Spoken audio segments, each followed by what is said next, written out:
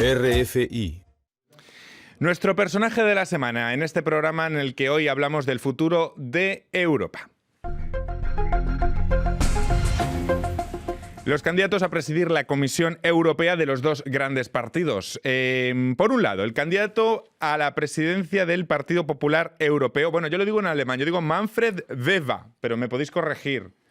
Bueno, Weber, podéis llamarle Weber si queréis, pero bueno, Weber, que ha lanzado su campaña esta semana en Atenas, su visión de una Europa fuerte, inteligente, dice, y noble, que luche contra el avance de los populismos. Por parte de los socialdemócratas, el holandés Frans Timmermans, esto lo digo, no sé neerlandés, entonces lo digo como tal cual, que para llegar a presidir la comisión necesitaría del apoyo de sectores liberales, ha dicho ya que su línea roja será siempre la de nunca cooperar con la extrema derecha.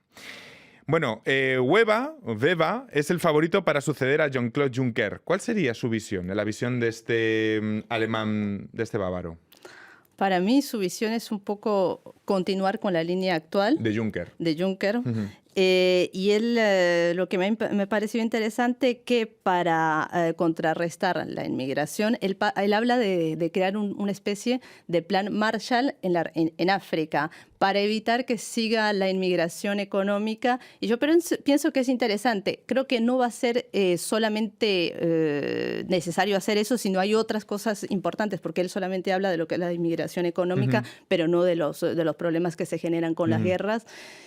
Lo que sí habla su contrincante, el tema del apogeo, entre comillas, de las extremas derechas en Europa. Yo creo que eso también hay que tener en cuenta como un problema mayor que se está enfrentando actualmente y se tiene que tener muy presente. Pero por lo que hemos visto esta semana parece que sus primeros pasos quiere centrar más bien la campaña en la seguridad de fronteras y no tanto en la cuestión del Brexit, cosa que también llama mucho la atención, ¿no? Porque ha nombrado muy poco al Brexit.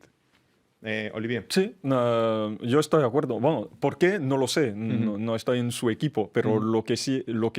¿Quieren pasar página quizá ya los candidatos? No sé. Sí, y porque creo que uno de los temas de campaña que interesa a mucha gente es el tema de la inmigración y de la seguridad, que son dos cosas distintas que, bueno, lamento haber empleado esas dos palabras en la misma frase porque es lo que hace todo el mundo y no tendríamos que hacerlo. Son dos cosas distintas, pero realmente lo que distingue a los dos candidatos que es que Timmermans enfoca la campaña hacia el tema social y económico y Weber en el tema de la inmigración y en el tema de la seguridad. Y quizá el problema mayor, yo creo también para los ciudadanos, es que no haya ningún candidato que enfoque las dos cosas a la vez, que yo creo que son los dos problemas mayores que interesan más al ciudadano europeo. También cabe destacar una cosa. El primer papel del Parlamento Europeo es votar a la Comisión Europea. Y esto es un avance muy grande, porque antes no era el caso. Entonces, ¿quién sabe quiénes son los candidatos del Partido Popular Europeo, del Partido Socialista Europeo? ¿Quién sabe que el primer y más importante papel del Parlamento Europeo es votar? Entonces, la gente sí tiene el poder de decidir quién va a ser el próximo presidente de la Comisión Europea. De eso no se habla casi. Digo, primero, los candidatos no los conoce nadie fuera de sus países respectivos.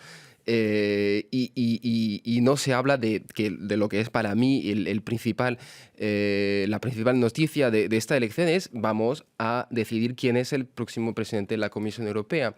Entonces, en eso sí que tenemos que trabajar muchísimo más para convencer a la gente de que estos candidatos, pues desconocidos por la mayor parte de los franceses, de los italianos, de los polacos, tienen mucho más poder de lo que pensamos. A nosotros decir el nombre, y deberíamos tener mucho más interés en este enfrentamiento. Y deberíamos conocer más candidatos, porque ¿quién conoce a los candidatos de los ecologistas, de los liberales, de la izquierda radical? Ahí sí hay debate democrático europeo.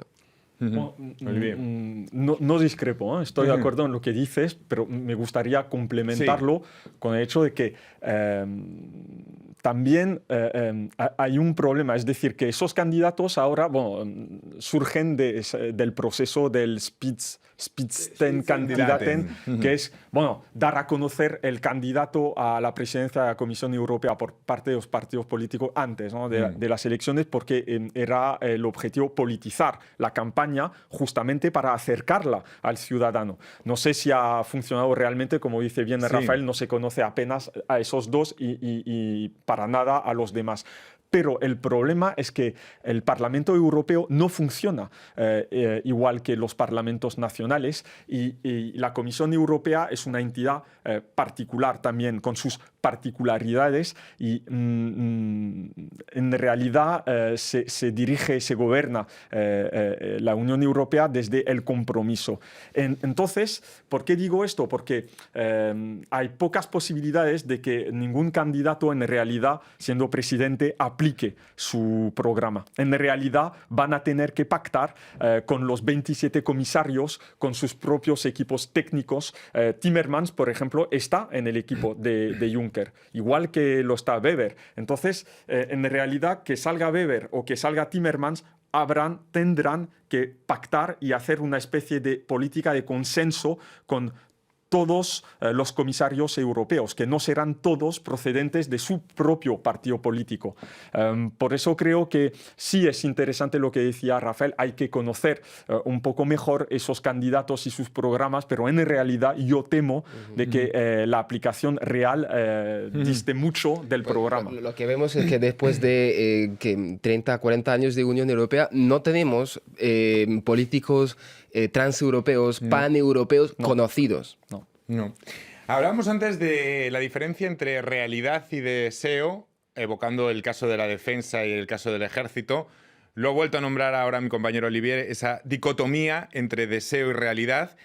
Hay más temas donde esa dicotomía existe en Europa. Por ejemplo, el tema de armonizar impuestos en la Unión Europea, que se lleva hablando y especulando desde la crisis del euro, que el problema es que no hay una armonización de impuestos, se ha evocado un montón de veces como uno de los males de la construcción de la moneda común. ¿Se puede avanzar en este campo o de nuevo tenemos la dicotomía deseo y realidad a la que tantas veces están haciendo ustedes hoy referencia? Yo creo que se puede avanzar y se está avanzando, sobre todo para las grandes empresas como Amazon, Google, las GAFA. Sí. Exactamente. Yo creo que en este momento recién, entre comillas, se están despertando y están viendo que se tiene un poder y que se puede utilizar y que se debe utilizar para poner ciertas barreras a estas grandes empresas que han llegado y han puesto, entre comillas, su ley. Yo creo que sí, que en este momento se está modificando esa forma de pensar y están Rafael tiene una cara bastante más escéptica que la tuya. No soy escéptico. Mi escepticismo es porque, claro, yo soy francés, te voy a decir que sí. Está muy bien con los impuestos que tenemos a la empresa en este país, pero si yo fuera irlandés o holandés, quizá no diría lo mismo. ¿Por qué? Porque ellos tienen una política fiscal, agresiva, digámoslo así, pero para ellos van a decir, es nuestra soberanía. Somos soberanos, somos un país y si queremos bajar los impuestos a la empresa lo podemos hacer. Entonces, pero claro, es lo que decías tú de la cultura de compromiso en Europa. Entonces, si uno llega al Parlamento Europeo y dice, no, pero es que los Países Bajos, de Irlanda, no va a llegar a ninguna parte, hay que convencer, pero yo creo que sí, si la Unión Europea quiere seguir existiendo, vamos a tener que hacer algo sobre el tema de los impuestos, porque es imposible que una empresa con actividad en Francia tenga una existencia puramente jurídica en otro país para pagar muchísimo menos impuestos. Esto es imposible. Y el ciudadano está muy, muy, muy... atento. Sí. Olivier.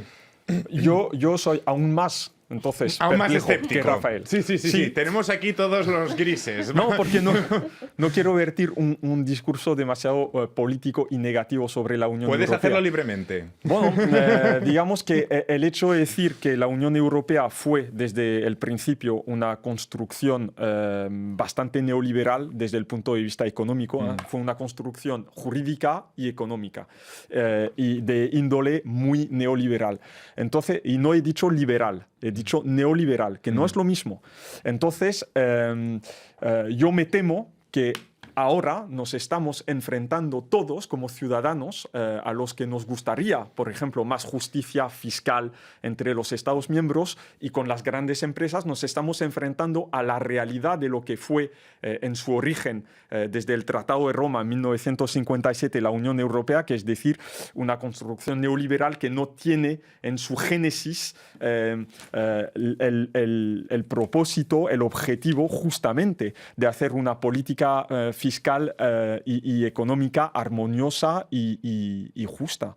Entonces, no sé por qué ahora cambiaría su orientación, y para cambiarla habría hasta cambiar reglas de juego y hasta instituciones que llevan inscrito en su ADN la lógica neoliberal.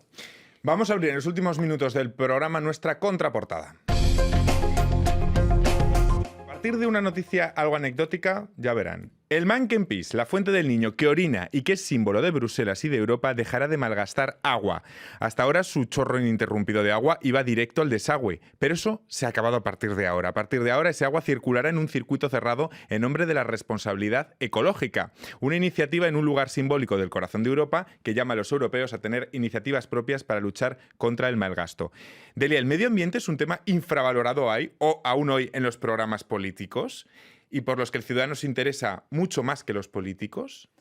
La ecología es un tema central, eso es seguro. Lo que pasa es que ahora que la Unión Europea está tratando temas de suma urgencia, hemos evocado que es el Brexit, también es el tema de la preocupación sobre el apogeo de las derechas, de extremas derechas, que el tema ecológico, que tiene un peso súper importante, queda desafortunadamente relegado al costado, pero me imagino que una vez que se superen estos temas o se evolucione de alguna forma, esperemos positiva, se va a retomar. Les doy un dato.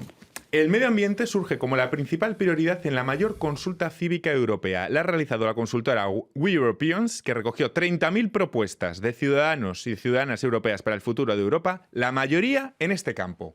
Lo cual quiere decir que hay una especie de diferencia entre lo que ven los políticos en los programas y las preocupaciones del ciudadano que están aquí. Y encima la Unión Europea, o al menos el nivel continental, a mí me parece el buen nivel, es el marco ideal para llevar a cabo políticas ecológicas y a favor del medio ambiente, porque claro, hablando de transporte, energía, residuos, bueno, en cualquier...